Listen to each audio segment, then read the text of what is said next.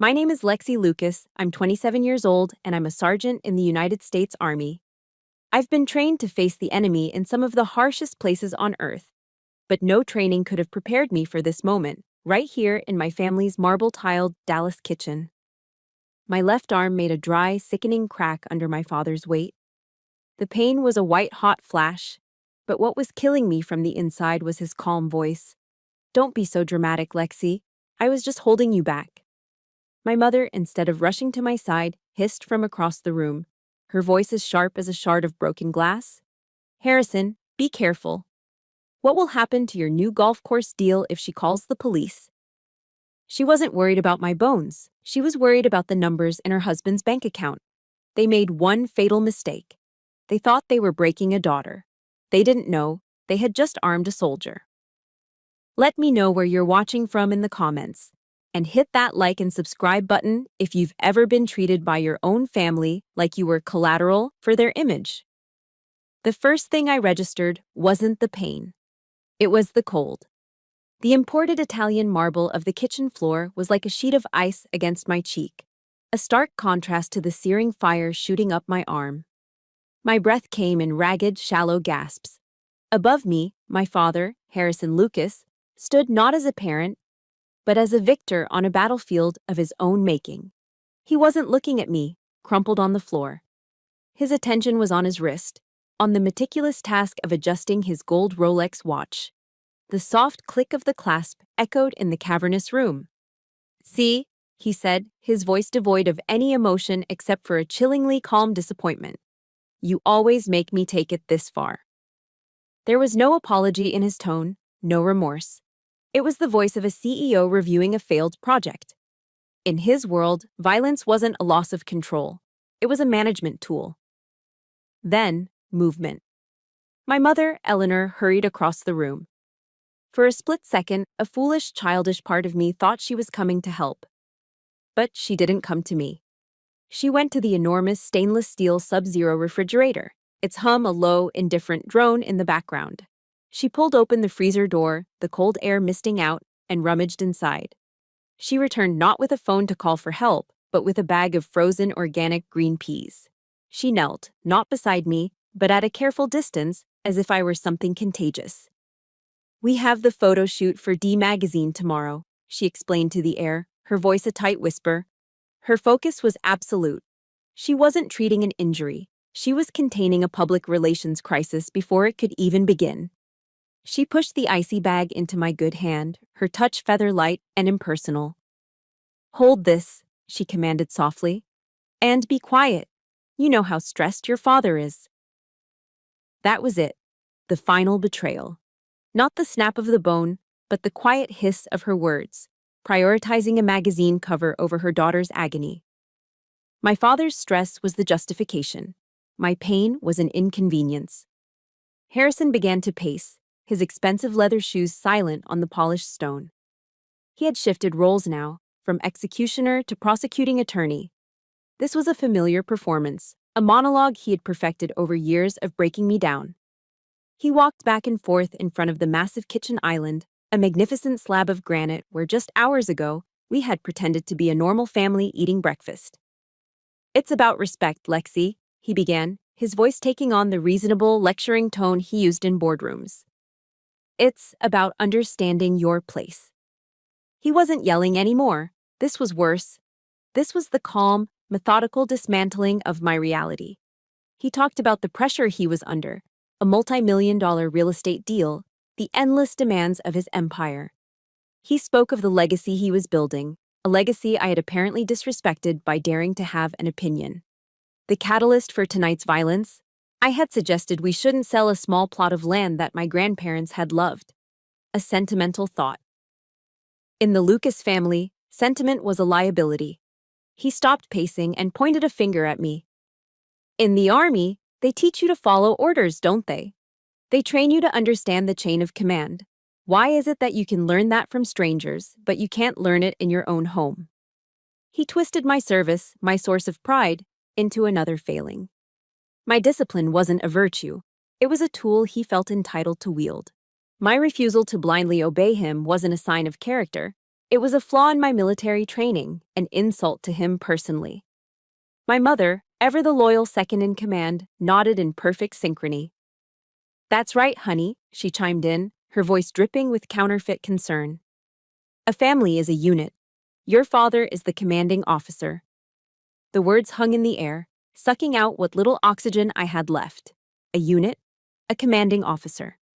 They had turned the one place I was supposed to be safe into another war zone, but one with no rules of engagement, no Geneva Convention. Just absolute power. I pushed myself up, my whole body screaming in protest. My gaze swept across the room, past the designer furniture and the abstract art that cost more than a car. Everything was beautiful, expensive, and utterly fake. My eyes landed on the family portrait hanging in the dining area. A huge, professionally shot photograph of the four of us, my brother included, all wearing perfect, toothy smiles. We looked happy. We looked like the American dream. The crushing pain in my arm was the only truth in this house. I knew the script. If I stayed, the story would be rewritten by morning. Lexi slipped on the marble floor. So clumsy. And I would be expected to nod, to smile through the pain, and to play my part. The thought of that lie was more agonizing than the shattered bone in my arm. Slowly, shakily, I got to my feet. I ignored my father's sharp intake of breath, the unspoken order to stay down. I needed to get out. Not to get even, not yet. I just needed to breathe air that wasn't thick with deceit. My keys were on the counter. I lunged for them. "Where do you think you're going?" Harrison's voice was a low growl, the one he used right before the storm broke. Eleanor moved to block the door, her body a physical barrier between me and freedom. Her face was a mask of theatrical panic. "Lexi, don't be foolish. Think of the family." But her words had lost their power. Tonight, they had shown me exactly what the family was. It wasn't a sanctuary. It was the threat. The pain radiating from my arm gave me a terrifying, crystal-clear focus. I brushed past her, not even bothering to shove.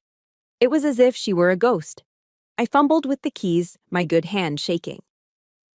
I finally got the door to my Jeep open and threw myself inside, slamming it shut. As I gunned the engine and peeled out of the long, winding stone driveway of our Highland Park estate, I glanced in the rearview mirror. They weren't chasing me. They were just standing there on the porch, two perfect silhouettes against the glowing mansion.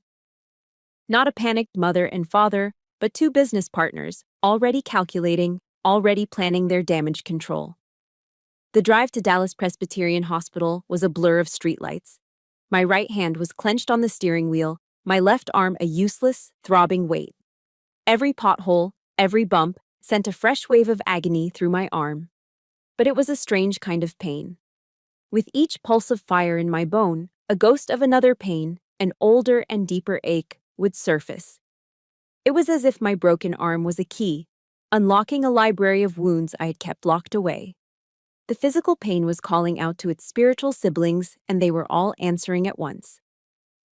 The first ghost arrived from when I was 16, a memory I hadn't thought about in a decade. I was standing in the doorway of my father's mahogany-walled office, clutching a gold-plated trophy so tall it felt absurd. I'd just won the Texas State Debate Championship. I had argued for hours, my voice raw, my mind sharp, and I had won. I felt invincible, eager to see the look on his face. He was on the phone, of course. He glanced up, his eyes barely registering me or the award I held out like an offering. He gave an irritated frown, put a hand over the receiver, and said to his business associate, "No, it's nothing important." Then he made a shooing motion with his hand. "Go away." The trophy's weight suddenly felt immense, a block of lead. I walked away without a word and placed it on a side table in the living room. It stayed there for a week, gathering dust, an island of unrecognized achievement in a sea of neutral tone decor. Then it was gone. My mother had quietly moved it to a storage closet in the basement. "It just didn't really match the aesthetic, honey," she had explained gently, as if discussing a misplaced cushion. They hadn't just dismissed my victory. They had erased the evidence. The Jeep hit a dip in the road, the memory shifting as the pain in my arm sharpened. The ghost of my West Point graduation arrived. That should have been the proudest day of my life. The crisp uniform, the weight of the diploma, the sense of honor filling the air. My parents threw a lavish party for me afterward at a high-end steakhouse downtown, filled with Harrison Lucas's most important investors. I was standing near the bar when I overheard my father's voice. He was laughing, a deep, charming sound.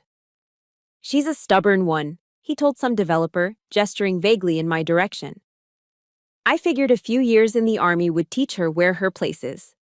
The man chuckled.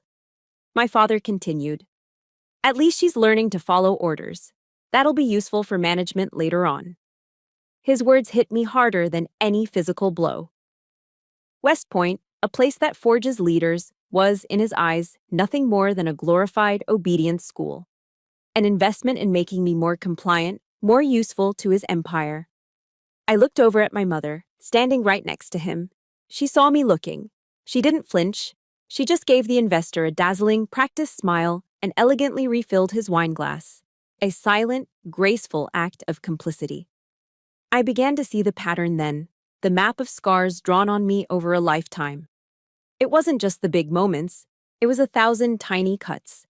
The canceled plans with friends because my father needed the perfect daughter at a business gala. The spring break I'd missed to play hostess for his executives. I was a prop, a well-dressed accessory to his success. And my mother was the stage director, always whispering just before an event, "Smile, Lexi. This contract is very important to your father." My sacrifices were never love or contribution. They were my duty, my obligation to a family business I never asked to be a part of. The most vivid memory, the one that still makes my throat tighten, was from a Christmas 2 years ago. The whole extended family was there, gathered in our living room, the giant tree twinkling with thousands of lights. I was home on leave, excitedly telling my cousins about a brutal survival training course I had just completed. It was the hardest thing I'd ever done, and I was proud. In the middle of my story, Harrison cut me off, not even looking up from his phone. "That's nice," he said dismissively. "But when are you going to do something of actual value?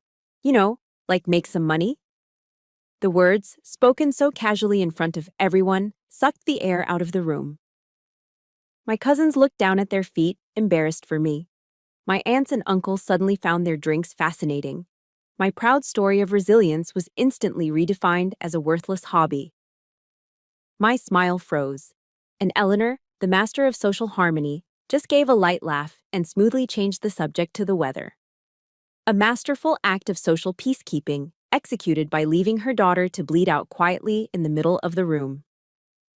Tonight, driving through the empty streets of Dallas with a broken arm, I realized none of these were accidents.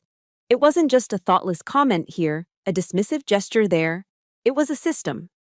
A deliberate, sustained campaign to keep me small, to ensure I never felt valuable on my own terms. My worth was only ever measured by my utility to my father's ambition and my mother's social standing. It's a lonely feeling, isn't it? To build yourself up, to achieve something you're proud of, only to have it treated like it's nothing by the very people who are supposed to be your biggest fans. If you know that feeling, if you've ever felt invisible in your own family, please support this story by hitting the like button. And in the comments below, just write 3 simple words. You are seen. Because sometimes that's all we ever really needed to hear. Laying it all out piece by painful piece, I finally understood. The real injury wasn't the fracture in my ulna. It was the realization that my entire life had been lived under an unspoken, silent command. Be whatever we need you to be, and never, ever be yourself. Tonight, I had broken that command, and now I had to figure out what to do with the terrifying, painful freedom that came next. The automatic doors of the emergency room at Dallas Presbyterian slid open with a soft whoosh, and I stepped from the quiet, lonely night into a world of controlled chaos. The air inside was thick with the smell of antiseptic, a clean chemical scent that was jarringly different from the curated floral fragrances of my home. Fluorescent lights on the ceiling hummed with a relentless, buzzing energy, casting a cold, flat light on everything and everyone. Phones were ringing, machines were beeping in a steady, rhythmic chorus, and a low murmur of voices. Nurses, doctors, worried family members formed a constant, anonymous soundtrack. It was loud, overwhelming, and impersonal. And for the first time in hours, I felt like I could breathe. At home, the silence was the enemy.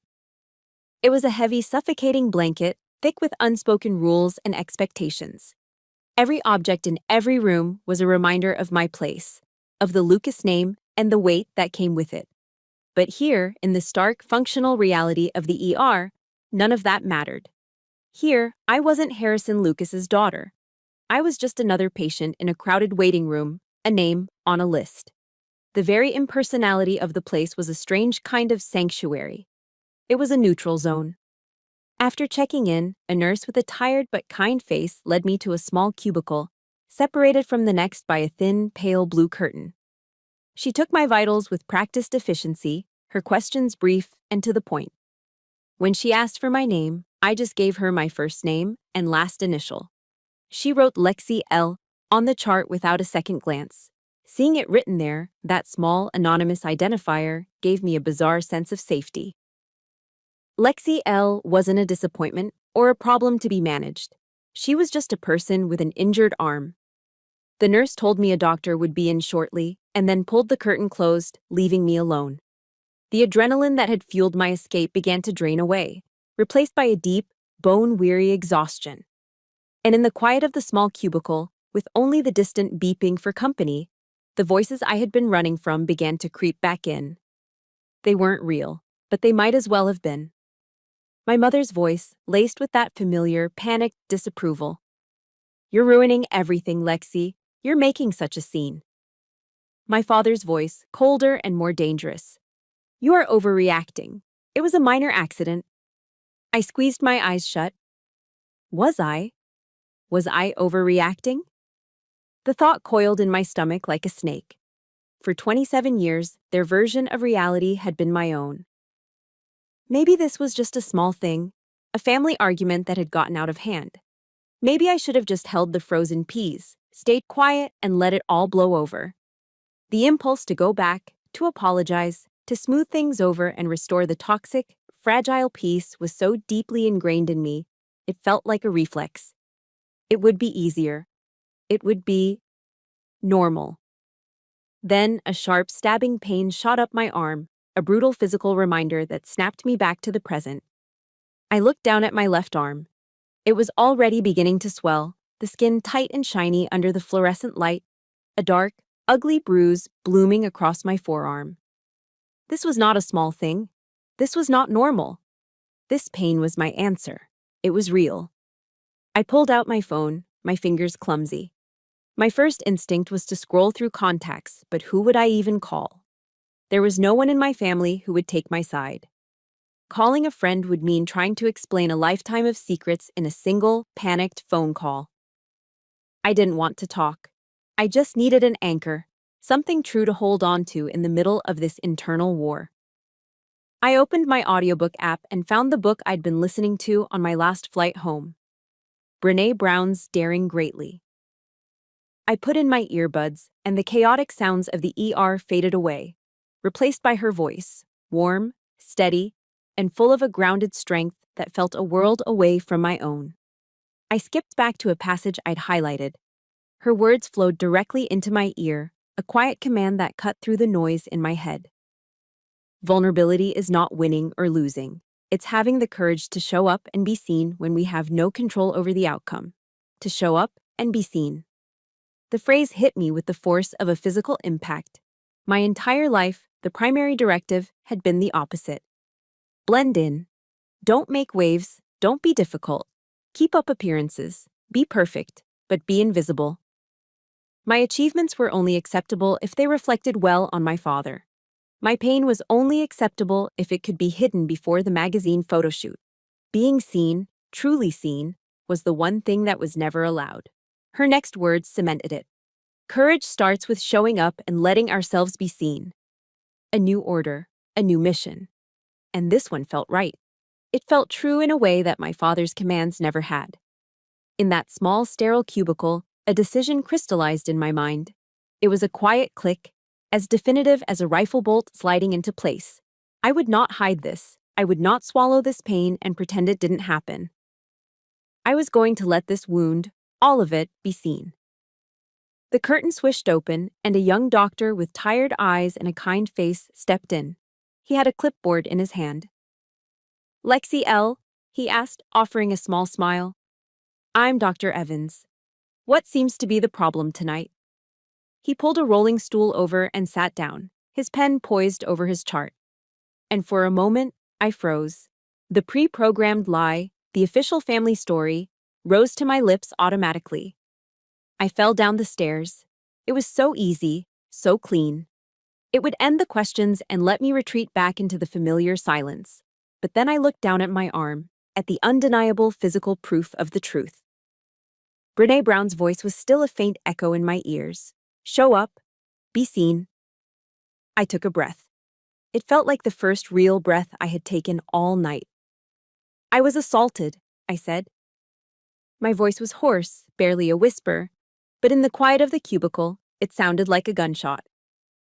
I cleared my throat and said it again, louder this time, clearer. "I was assaulted by my father." The words hung in the air between us. Saying them out loud felt like breaking a 27-year-old spell. Dr. Evans's pen stopped moving. He slowly looked up from his clipboard, his professional demeanor falling away. His tired eyes met mine, and for the first time that night, in the eyes of a complete stranger, I didn't see judgment. I didn't see disbelief or disappointment. I saw trust. The silence that followed my confession was heavier than any I had ever experienced at home. Dr. Evans simply stared at me, the pen frozen in his hand. The tired kindness in his eyes was replaced by a look of sharp, sudden focus. He nodded slowly, a single, deliberate motion, and then stood up. "Excuse me for one moment, Sergeant Lucas," he said, his voice now carrying a different, more serious weight. He didn't question me. He didn't doubt me. He simply left the cubicle, pulling the curtain shut behind him, leaving me with the echo of my own terrifying truth. He returned less than a minute later, but he wasn't alone. With him was an older woman, perhaps in her late 50s, with salt and pepper hair pulled back into a tight, no-nonsense bun. She had sharp, intelligent eyes that seemed to take in everything at once, and she carried herself with an air of calm authority that was instantly familiar to me. It was the posture of a commanding officer.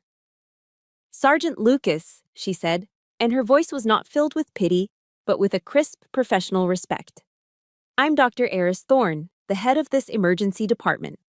She didn't ask me to repeat my story. She didn't ask how I was feeling. She walked over to the backlit screen on the wall where my X-rays were displayed, her eyes scanning the ghostly white images of my bones. She pointed a decisive finger at the screen.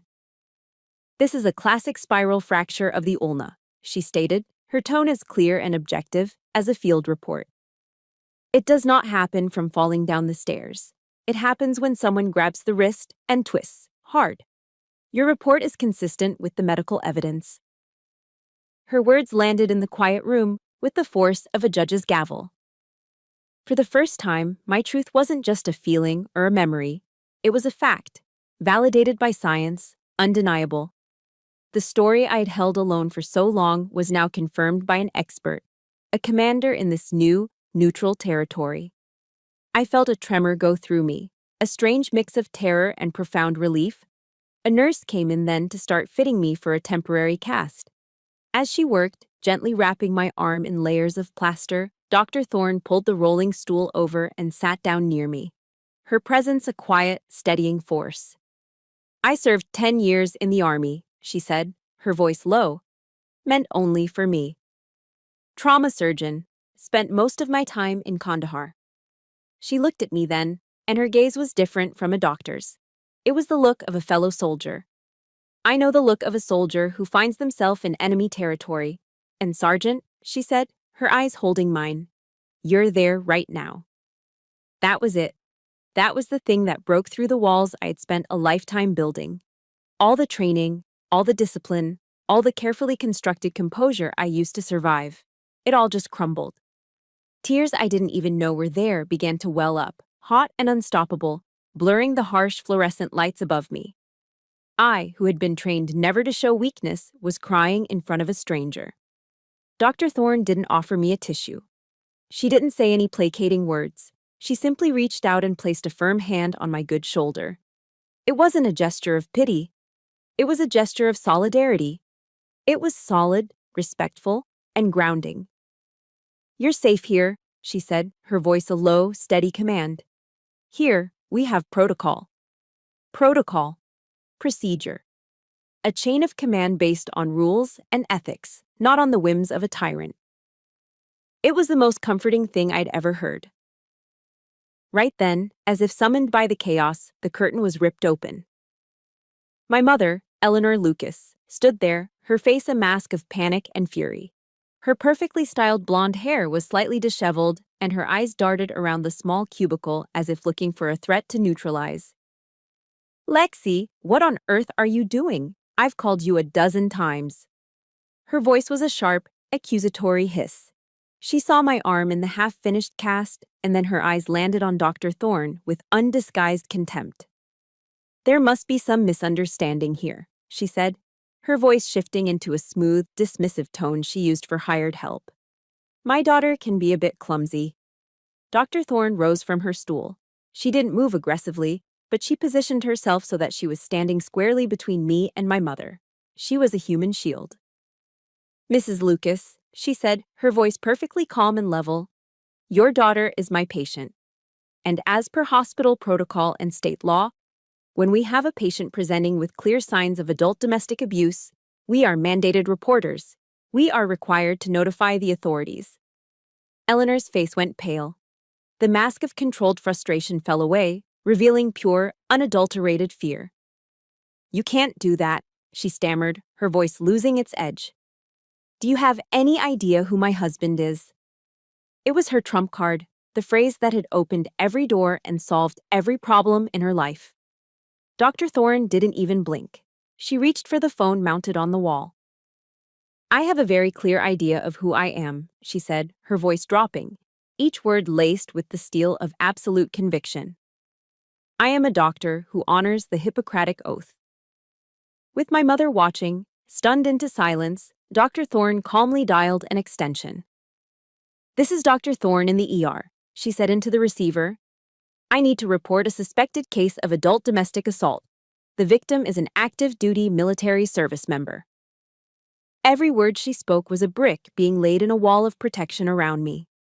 I could see the confidence draining from my mother's face, her world of influence and control dissolving before her eyes. She looked at me, and in her gaze there was no love, no concern. There was only a cold, venomous sense of betrayal. "You have ruined this family," she hissed, her voice a low, trembling whisper. But her words had no power here. The most important sound in the room was no longer her voice, but the calm, steady voice of a stranger on the phone, demanding justice on my behalf. Just as Dr. Thorne hung up, the curtain swished open once more. A uniformed Dallas police officer was standing there, his expression somber and professional. The neutral zone was no longer neutral. The authorities had arrived. The arrival of the police officer, a middle-aged man with a tired face who introduced himself as Officer Miller, had brought a tense, procedural calm to the room. But it was the calm before the storm. I knew it wouldn't last. The door to my cubicle flew open again, not pushed, but thrown, hitting the wall with a loud bang. And then the storm was there. Harrison Lucas didn't walk into the room. He strode in, a hurricane of tailored wool and righteous fury. He was flanked by his personal lawyer, a man whose face was a permanent, practiced sneer. My father's eyes, cold and blue, swept the room and completely ignored me on the bed. His entire focus, his entire being, was aimed like a weapon at Dr. Thorne. "Who in the hell are you to interfere in my family's private business?" he boomed, his voice accustomed to filling boardrooms and silencing any opposition. The air in the small space crackled with his rage. Officer Miller stepped forward, placing himself subtly between my father and Dr. Thorne. "Mr. Lucas, I'm going to need you to keep your voice down," he said, his tone weary but firm. Harrison let out a short, incredulous laugh. "Calm down? You want me to be calm?" He gestured dismissively toward me, as if I were a piece of faulty equipment. You people are taking the word of a mentally unstable girl. She just got back from a war zone. She's got PTSD. She probably doesn't even know what she's saying. The accusation was a deliberate, tactical strike. He was weaponizing my service, the one thing in my life I was truly proud of, and twisting it into a sign of weakness, of madness. He wasn't just denying what he did, he was trying to erase my credibility as a human being. The heat of shame and rage washed over me. Having deployed his first weapon, he changed tactics. He turned to Dr. Thorne, his voice dropping to a low, conspiratorial tone, oozing a condescending sort of charm. It was the voice he used when he was about to close a deal. "Dr. Thorne," he said, glancing around the hospital cubicle with distaste, "I understand this hospital is fundraising for a new cardiology wing, isn't it? A generous check could certainly clear up this little misunderstanding." It was a blatant, disgusting move, part bribe, part threat. The air went still. Dr. Thorne looked at my father, and her expression was like ice. Not angry, but something colder, something harder. "Mr. Lucas," she said, her voice quiet but carrying an undeniable weight of authority, "my integrity is not for sale." Unfazed, Harrison turned his attention to Officer Miller. The condescension remained, but now it was tinged with the casual arrogance of power. "I'm sure the Dallas Police Department has its own needs as well. The mayor is a very dear friend of mine." He said it so simply, so certain that the mere mention of his influence would be enough to make this all go away. Officer Miller didn't react. He didn't even look up from his notepad. He just tapped it once with his pen. "Good for you," he said in a monotone voice. "Now, would you like to make a statement, or are you finished?" For the first time, I saw a flicker of something in my father's eyes. Surprise. His power, the currency he had used to rule his entire world, wasn't working here. These people weren't his employees. They weren't his investors. They were operating on a different set of rules. And that's when he turned to me. All his other weapons had failed, so he came back to the one he had owned and operated for 27 years. Me. He took 2 steps toward my bed, his face a twisted mask of fury. The charm was gone. The condescension was gone. This was the man I knew. This was the rage from the kitchen. "Lexi," he snarled, his voice low and dangerous. "Look at me." Against my will, my eyes lifted to meet his. "Tell them you fell. Tell them it was an accident. Say it." The last 2 words were not a request. They were a command, delivered with the full weight of a lifetime of dominance. And the soldier in me, the daughter in me, the part of me that had been conditioned for nearly 3 decades to obey that voice, flinched. I felt myself physically shrink back into the hospital pillows. The old, familiar fear, cold and sharp, pierced through the fragile courage I had just found. It would be so easy to give in. So easy to say the words and make it all stop. As if to add to the pressure, my mother, who had been hovering silently in the background, took a half step forward. She looked at me, her eyes wide with a desperate, silent plea. "Save us, Lexi. Save this life. Save our world." The entire room seemed to hold its breath. It felt like the world had narrowed to this single moment, to the space between his command and my response. I looked at my father, and behind the rage, for the very first time, I saw it. Desperation. He was losing control, and it terrified him. I looked past him to my mother, and I didn't see a villain. I saw a prisoner, just as trapped in this golden cage as I was, begging me to lock the door behind me. Then my gaze shifted to Dr. Thorne, standing tall and unshakable. To Officer Miller, his pen patiently waiting. Strangers. They didn't know me, but they were standing here for the truth. They were standing here for me. I took a breath. It wasn't the stale, recycled air of my father's mansion. It was the clean, antiseptic air of the hospital, the air of the neutral zone. It was the air of freedom. My voice, when it came, was not loud. It wasn't a shout or a scream. It was quiet, but it was as steady and solid as the hand Dr. Thorne had placed on my shoulder. I didn't fall. I looked directly into my father's eyes. "You broke my arm." The words were a declaration of war. Harrison froze, his face a picture of stunned disbelief, as if he'd been shot with his own gun. For a moment, the entire room was wrapped in a profound silence. But this time, the silence was no longer his. I had taken it back. After my father's final, impotent threat echoed and faded, a security guard escorted him and my mother from the room. The sudden silence they left behind was a physical thing, a void that rushed in to fill the space their rage had occupied. The high-octane adrenaline that had flooded my system, the fuel that had powered my defiance, drained away all at once, leaving a hollow, aching exhaustion in its place. I felt a deep, profound emptiness. The battle was over, but the war had just begun. I stared at the pale blue curtain, feeling utterly and completely alone. Officer Miller cleared his throat, pulling me back to the present. He walked over and handed me a cold bottle of water. "You did good, Sergeant," he said, his voice quiet and matter-of-fact. That simple sentence, a professional acknowledgement from one person in uniform to another, meant more to me than any medal I'd ever earned. It was a validation of my courage, not just my actions. A moment later, an older nurse came in to change the sheets on my gurney. She was African American, with kind, knowing eyes and a gentle presence that immediately put me at ease. She introduced herself as Gloria. She didn't ask what happened. She didn't offer any empty platitudes. She just went about her work with a quiet efficiency, her movements calm and reassuring. As she smoothed the clean, crisp sheet over me, she leaned in close, as if sharing a secret. "Isaiah 41:10, she whispered, her voice a low, warm murmur. "So do not fear, for I am with you. Do not be dismayed, for I am your God. I will strengthen you and help you. I will uphold you with my righteous right hand." She gave my shoulder a gentle pat and then was gone, leaving those ancient words to settle over me like an invisible suit of armor. I wasn't a particularly religious person, but in that moment, her quiet act of faith was a lifeline. It was a reminder that I wasn't as alone as I felt. Shortly after, another woman entered the cubicle. She had a calm, capable energy about her, and she smiled warmly. "Lexi," she said, using my first name in a way that felt instantly disarming. "My name is Ms. Chen. I'm a victim advocate from the family place here in Dallas." She explained that her job was to help me understand my options, to be a guide through whatever came next. She sat down, her posture open and non-threatening.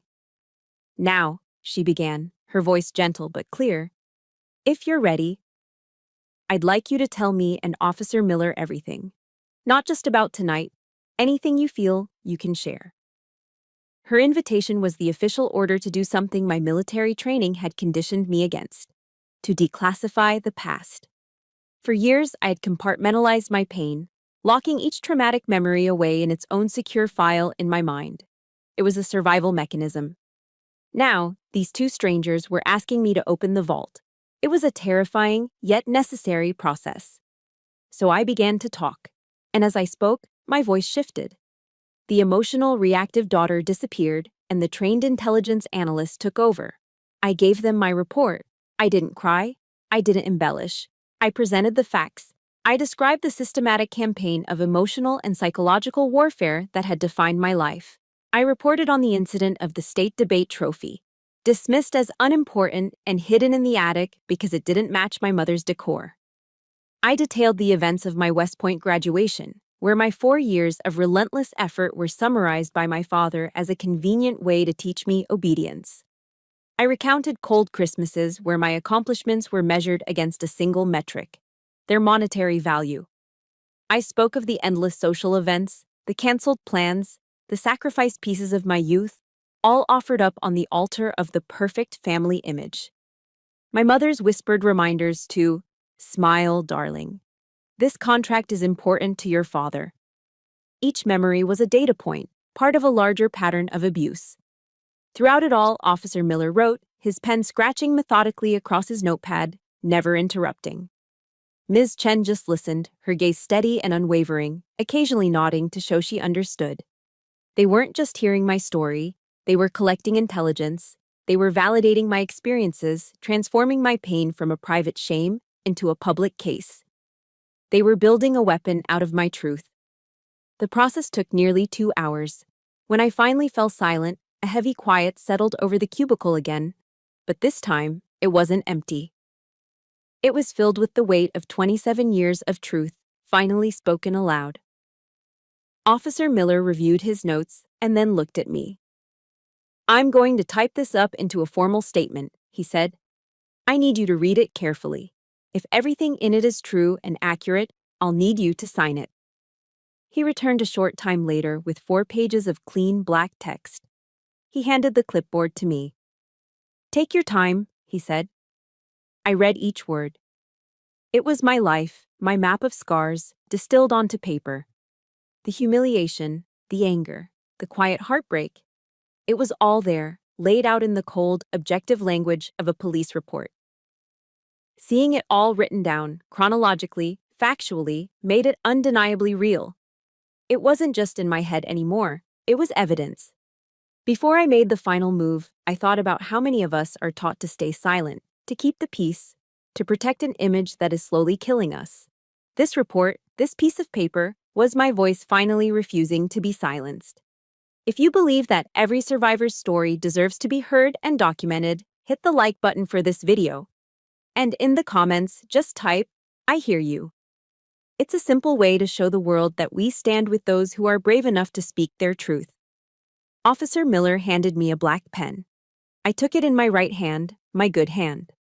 I looked at the final page, at the empty line at the bottom. This was it. The point of no return. This was the final, illegal order from my father, and I was about to officially, formally, refuse it.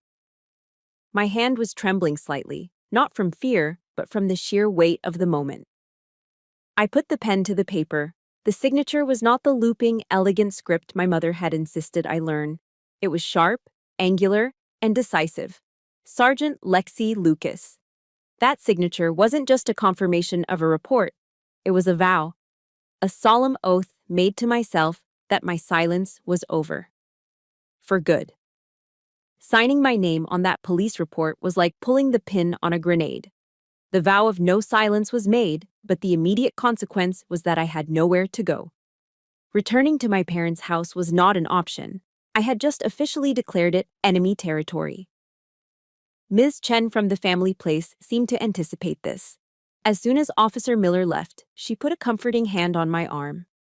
"You're not going back there," she said, her voice leaving no room for argument. "We have a place for you." That place was the Genesis Women's Shelter and Support, a secure facility tucked away in a quiet Dallas neighborhood. As Ms. Chen drove me there, I watched the familiar, opulent streets of Highland Park give way to a more normal, everyday world.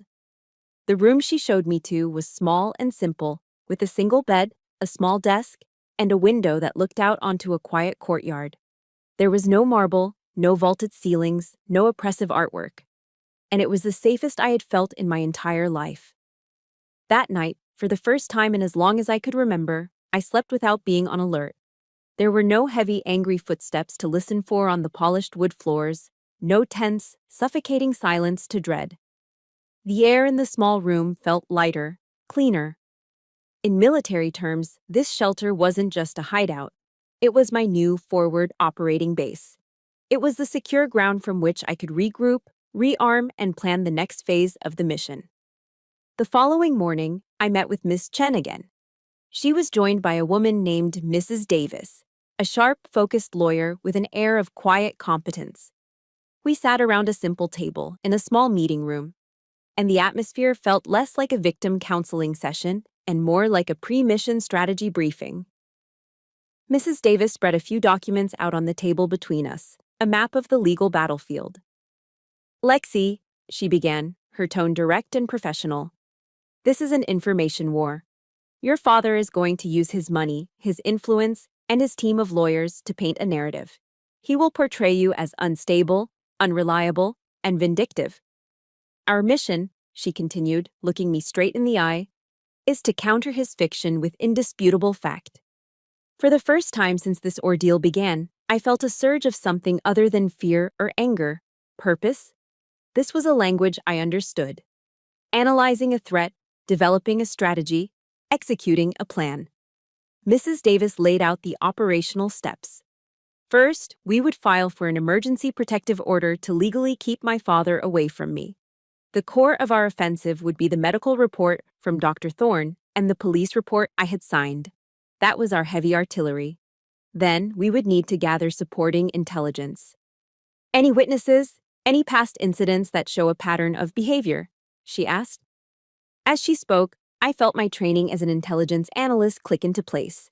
I was no longer just the daughter, the victim. I was a strategic asset in my own case. Just then, my phone buzzed on the table. A text message. It was from a number I hadn't seen in a while.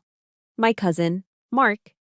He was one of the few relatives who had always treated me like a person, not a chess piece in my father's game. My heart pounded as I opened it. The message was a punch to the gut. Lexi, I'm so sorry. I heard what happened. Just wanted to warn you, Uncle Harrison is on the warpath. He's calling everyone in the family, telling them you had a complete mental breakdown from PTSD and that you hurt yourself to get attention. He's threatening to cut off anyone who even talks to you. A wave of cold fury washed over me. He was executing his smear campaign perfectly, just as Mrs. Davis had predicted. But then I read the next part of Mark's text, and my analyst brain took over. P.S. He did something just like this years ago to an old business partner, a guy who tried to sue him. Ruined the man's reputation completely. Just thought you should know. I took a screenshot of the messages. This wasn't just a painful family drama anymore. This was actionable intelligence. It was proof of a pre-existing tactical playbook. It established a pattern. I immediately forwarded the screenshot to Mrs. Davis. She read it, her expression hardening. This is good, Lexi, she said, her voice sharp with focus. This is excellent. It helps us establish a pattern of systematic manipulation and retaliation. This is motive. The final phase of our preparation was the hardest. Mrs. Davis told me I needed to write everything down. Every incident, every threat, every belittling comment, every act of humiliation. I had spent my entire life trying to forget these things, to bury them. Now, I had to excavate them, but this time, it was for a purpose. I bought a simple black spiral notebook from the shelter's small store. That afternoon, I sat at the small desk in my room and began to write. I didn't write a diary. I wrote a dossier. Each memory was cataloged with dates, locations, and direct quotes where I could remember them. The trophy. The West Point dinner. The Christmas comment about making real money. The constant cutting remarks. The silent, complicit smiles from my mother. The process was agonizing. It felt like walking through a minefield of my own trauma. But with each entry I wrote, something shifted inside me. The memories were no longer just heavy, shapeless burdens I carried in the dark. By writing them down, by giving them dates and context, I was transforming them. They were no longer just my pain. They were evidence. They were exhibits. Each memory was no longer a ghost that haunted me. It was a bullet, carefully logged and ready to be loaded. That simple black notebook was becoming my armory. I was turning my tears into testimony, my trauma into tactical advantage. I was no longer the victim of my past. I was the architect of my justice. The Dallas County Family Court Building was a cold, imposing structure of concrete and glass. The courtroom itself was even more so. All dark wood, muted lighting, and a suffocating formal silence. It was designed to feel important, to feel heavy. It was the stage, and today, my life was the play. My parents sat at the opposing table. They looked exactly as they were meant to, powerful, respectable, wronged. My father wore a custom-tailored suit that probably cost more than my car, his expression a carefully crafted mask of paternal concern. My mother was beside him, a statue of quiet dignity in pearls and a Chanel dress. They looked like the victims. They were good at that.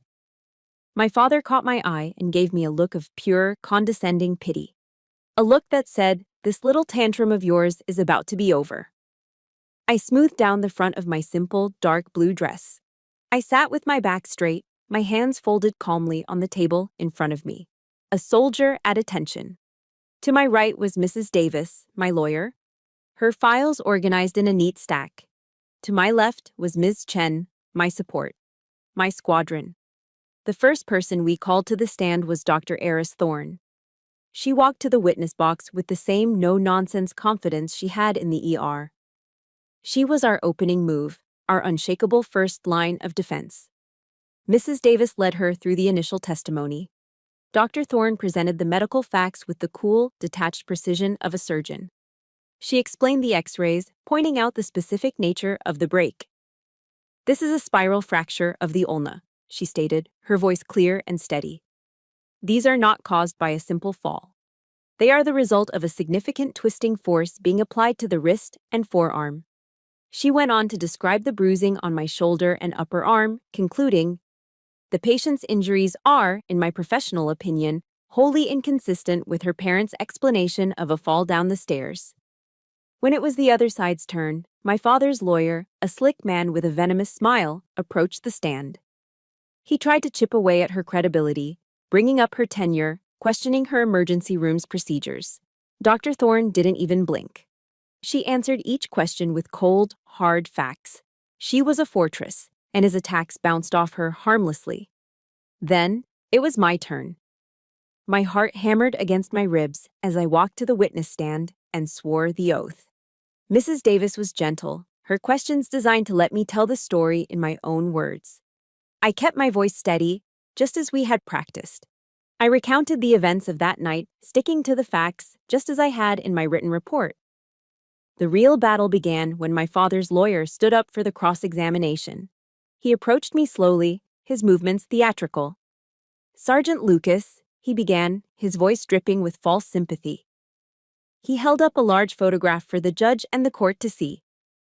It was a picture of me in Afghanistan, dressed in full combat gear, my face smudged with dirt, holding my M4 rifle at a low ready.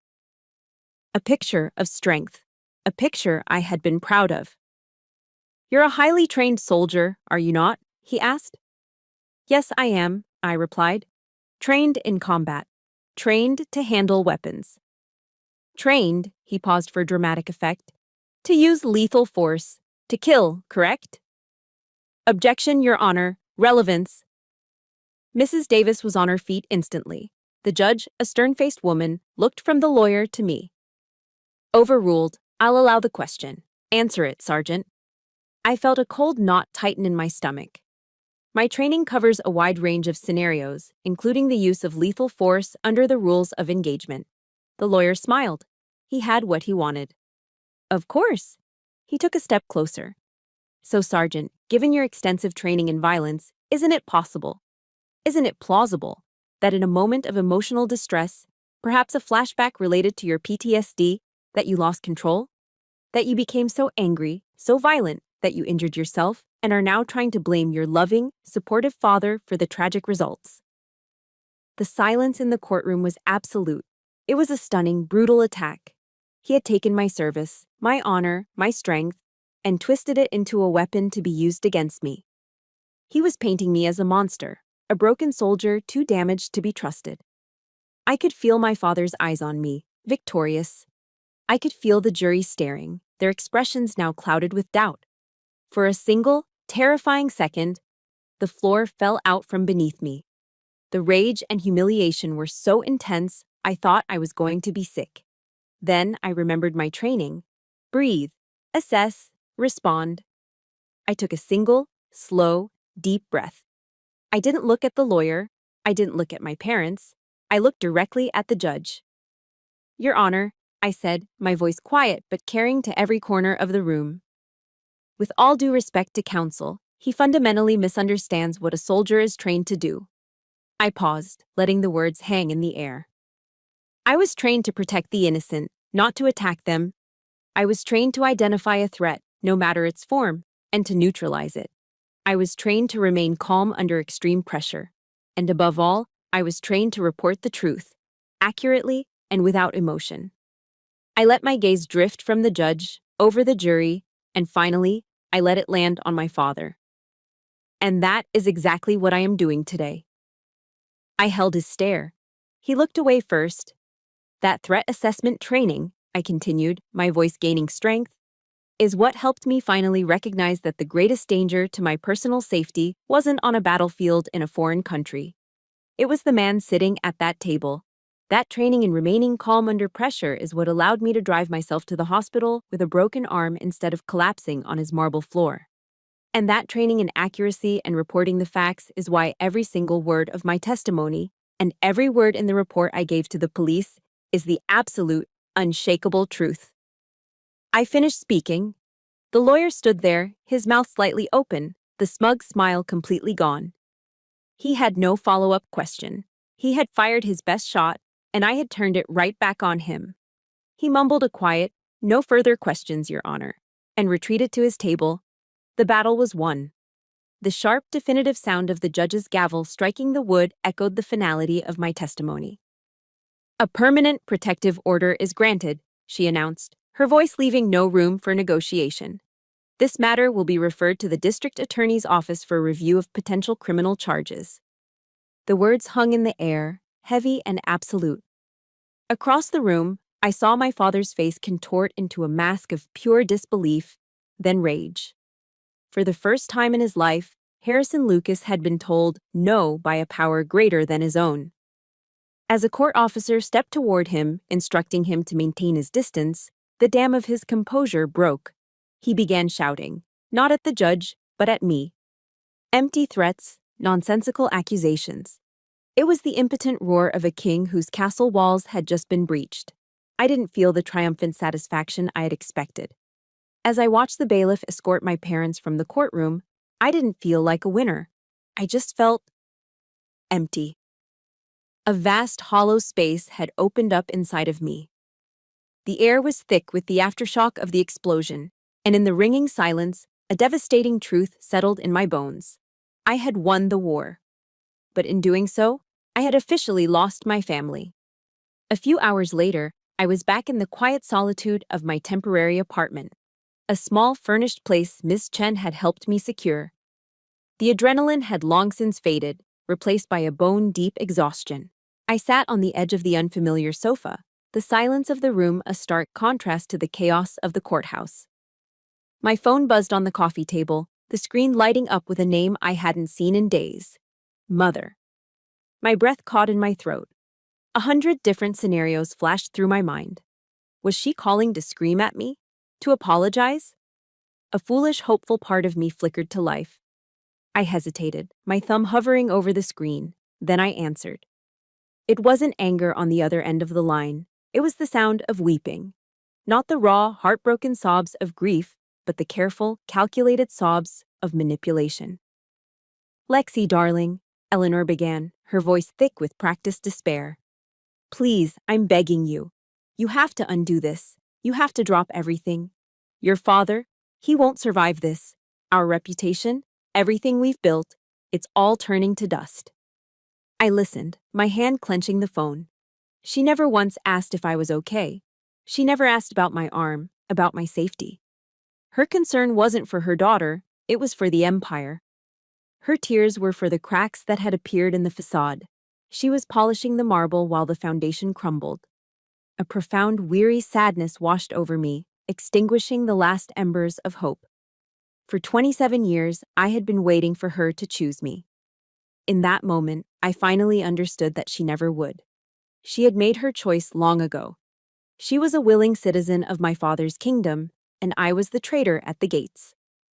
"Mom," I said, and I was shocked at how calm my own voice sounded. It was a calm born not of anger, but of a terrible final clarity. "I gave you 27 years to choose me. You didn't." The sobbing on the other end stopped, replaced by a stunned silence. "I wish you well," I said, the words feeling both impossibly heavy and liberatingly light. "Please, don't call me again." I ended the call before she could respond, before she could deploy another wave of guilt. I set the phone down, the definitive click echoing in the quiet room. The final thread, the one I had clung to for so long, had finally been cut. Later that evening, I unpacked the small bag I'd brought with me from the shelter. At the bottom was the folded-up copy of the protective order. I sat on the bed and smoothed it out. The black ink on the official letterhead was stark and impersonal. This wasn't a trophy. It wasn't a victory cup to be displayed on a mantle. It was my honorable discharge papers, It was the official, legally binding document that released me from a war I never enlisted in. It was a formal acknowledgement that the battlefield I'd grown up on was too dangerous for me to return to. I stared at my name, Sergeant Lexi Lucas, and for the first time since this all began, I allowed myself to cry.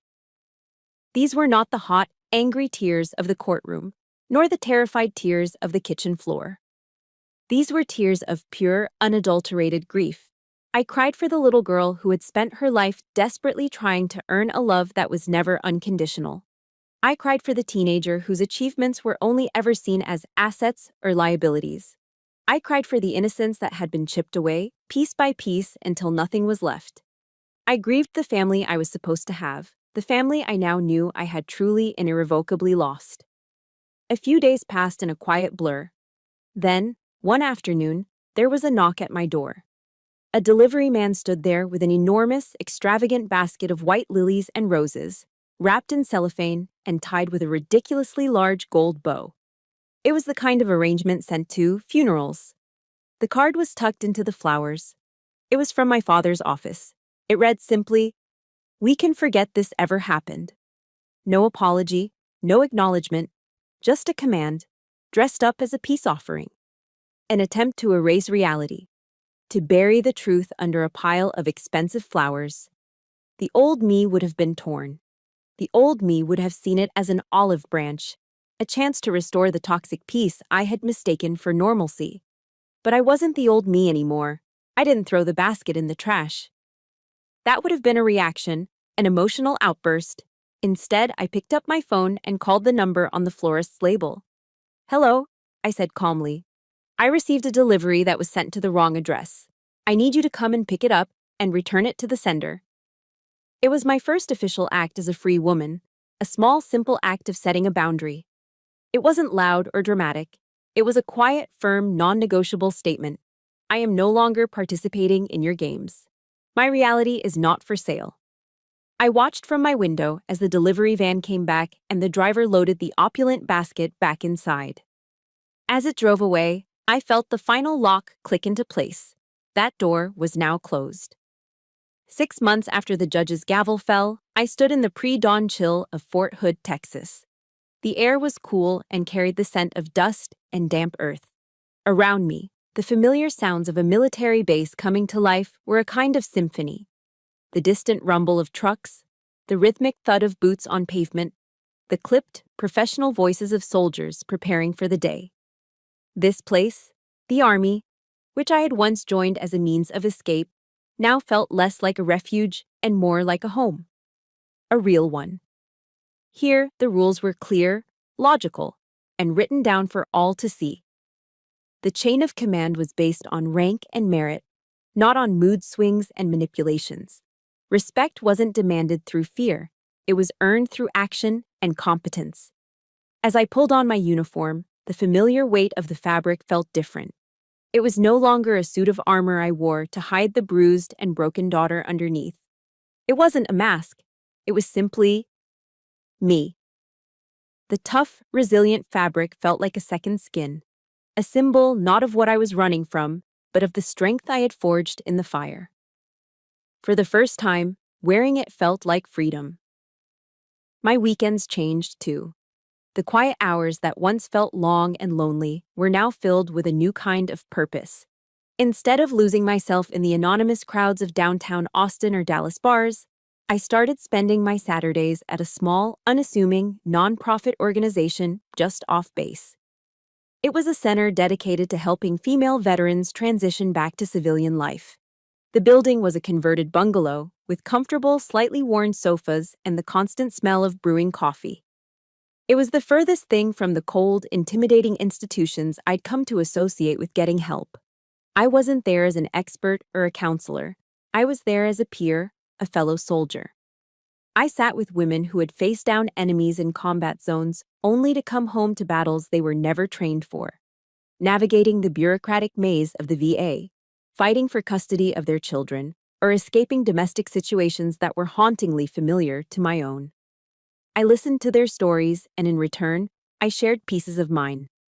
I discovered that the skills my father had once twisted and used against me could be repurposed for good. My analytical training helped me sit with younger veterans and break down complex benefits paperwork into manageable steps, turning a mountain of confusion into a clear objective. My ability to remain calm under pressure, a skill honed in the worst of circumstances, allowed me to be a steady presence for a woman in the midst of a panic attack, talking her through it until the storm passed. I wasn't saving them, we were supporting each other. In their stories of survival and resilience, I found my own. We were a different kind of unit, bound by the shared understanding of wars fought both abroad and behind closed doors. We were turning our scars into service. My definition of family was also being rebuilt from the ground up on a new, solid foundation. I kept in touch with the women who had stood with me in the sterile ER room, my first, unexpected allies. When I had leave, I'd drive into Dallas and meet Dr. Thorne and Miss Chen for coffee at a small, independent coffee shop. We wouldn't talk about the court case or the trauma. We'd talk about our jobs, about a funny article we'd read, about the ridiculous Texas weather. We talked about normal things. They became my chosen family, the steady, supportive women who had seen me at my absolute worst and had chosen to stand by me without question. I also reconnected with my cousin, Mark. He and his wife invited me over for backyard barbecues, simple gatherings with cheap beer, smoky brisket, and easy laughter. There were no hidden agendas, no conversations that felt like walking through a minefield. We were just family, creating new, small, authentic traditions to replace the hollow, gilded ones I had left behind. It was a slow, quiet process, learning to let my guard down, learning to accept kindness without searching for the price tag. It was a different kind of vulnerability, the courage to believe in peace after being conditioned for war. Which brings me to this morning. The sky's just beginning to soften from black to a deep indigo. I stand at the head of my platoon, my breath pluming in the cool air. I give the command and we fall into formation, a single living entity of shared purpose. Left, left, left, right, left, I call out, my voice cutting through the morning quiet. A chorus of voices responds, a powerful, unified sound behind me. The rhythmic pounding of our boots on the asphalt is a steady, reassuring heartbeat. As we run, the first sliver of the sun ignites the horizon, painting the sky in strokes of orange and pink. A new day. A real one. I'm no longer running away from a dark past. I'm leading my soldiers toward the dawn. Back in my barracks room, tucked away in a small locked wooden box in my desk drawer, is the permanent protective order. I don't look at it often, but I know it's there. It's not a reminder of the pain. It's not a symbol of a broken family. It's a medal. It's the citation for winning the most important battle of my entire life. My father was wrong. My story doesn't end with him, silenced on his marble floor. It doesn't end with his verdict in a cold courtroom.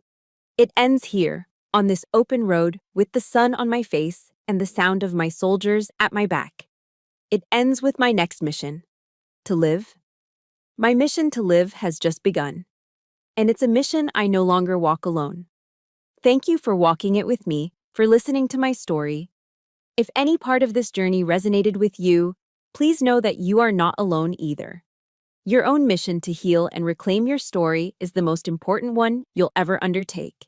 Please hit that like button to show your support for survivors everywhere and share your strength by commenting with a single word that describes what gets you through tough times. Let's fill this space with hope. And don't forget to subscribe for more stories of resilience and finding the dawn.